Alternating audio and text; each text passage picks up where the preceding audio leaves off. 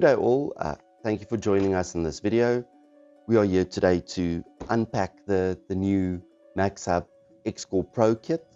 We're going to unbox it, we're going to take it out, I'll show you all of the cables that you get within the box and then show you how to connect everything up and eventually install it in a room.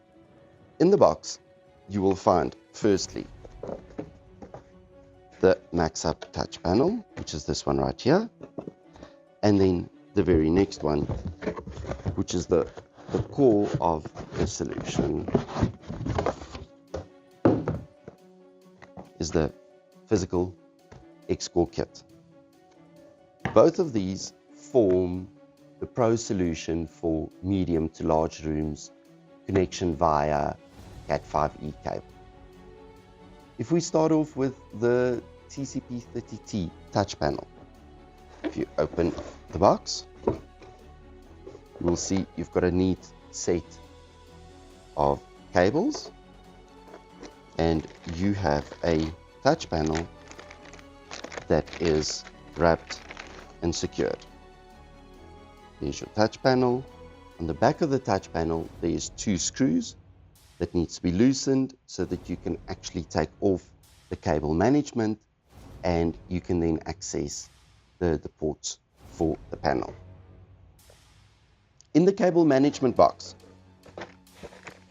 you will find a USB-C to C cable for the connection of a laptop to the touch panel, and you will find a network cable.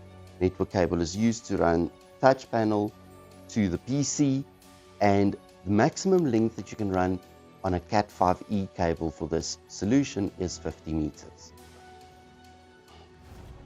If we carry on to the second box, which is the PC itself, again, open the box, take off the covering, and you will find your XCore kit in the box. Again, screw to take off the cable management so that you can run all of your cables.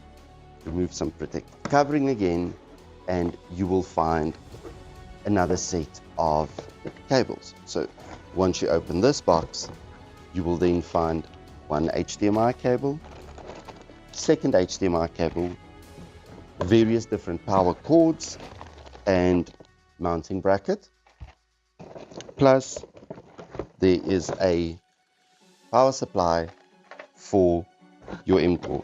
Lastly, you don't need to bring a screwdriver for an installation. It is already in the box for you.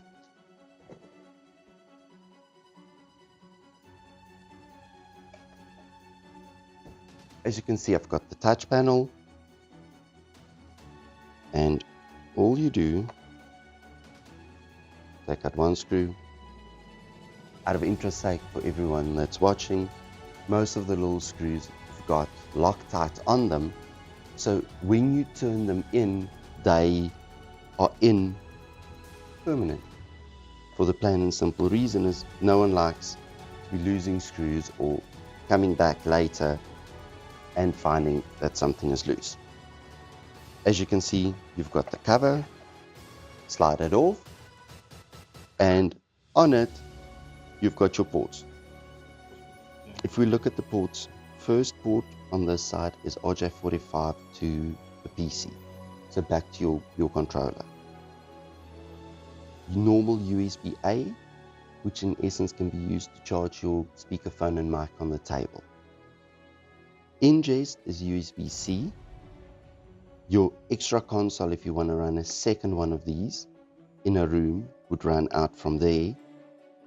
There, behind this little plastic flap, is the USB-A to pair your MAXHUB dongle. It's got a 3.5mm headphone jack on here as well. If we now look at the MAXHUB's controller itself, you've got your power button on the front.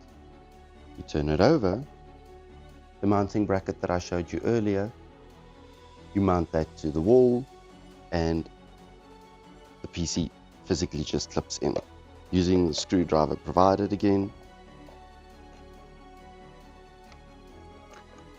As you can see, it then neatly lifts out and you've got access to all of your cables.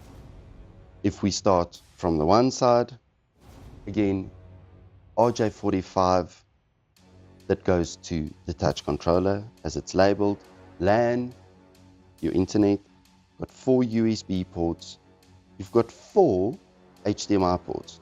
Bear in mind, the one says HDMI in, 3 HDMI out. For Microsoft Teams Room kits, you will use 1 and 2. For Zoom, you can use 1, 2, 3.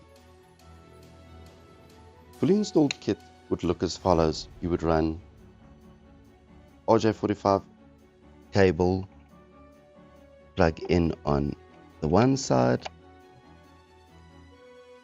and you would then plug that in on the other side to connect it up. Your USB-C to C cable that you got in the box for content ingest, you would plug that in.